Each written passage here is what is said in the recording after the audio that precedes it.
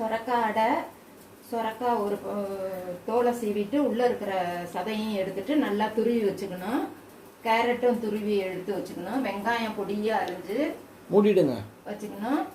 அப்புறம் கொத்தமல்லி, நல்லா ஃப்ரெஷ் கொத்தமல்லி தலை கொஞ்சம் அதையும் பொடியாக அரிஞ்சு வச்சுக்கிட்டு இஞ்சி மட்டும் இஞ்சி கருவேப்பிலை எல்லாம் எடுத்து ரெடியாக வச்சுக்கணும்.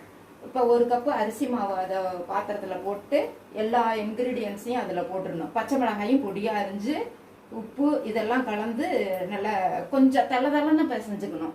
இதை இங்கே வச்சுருக்கேன் பாருங்கள். இந்த அளவுக்கு எல்லாம் பிசைஞ்சிட்டு பேனில் கடுகு, ஜீரகம், எள்ளு இதெல்லாம் போட்டு வெடிச்சதுக்கப்புறமேல இந்த மாவை எடுத்து அதில் தட்டிட்டு மேலே நெய் ஊற்றி இது மாதிரி மூடி வச்சு வேக வைக்கணும். வேக வச்சதுக்கப்புறமேல திருப்பி போட்டு திரும்பவும் ஒரு 2 நிமிஷம் வேக வச்சுட்டு எடுத்து நம்ம கார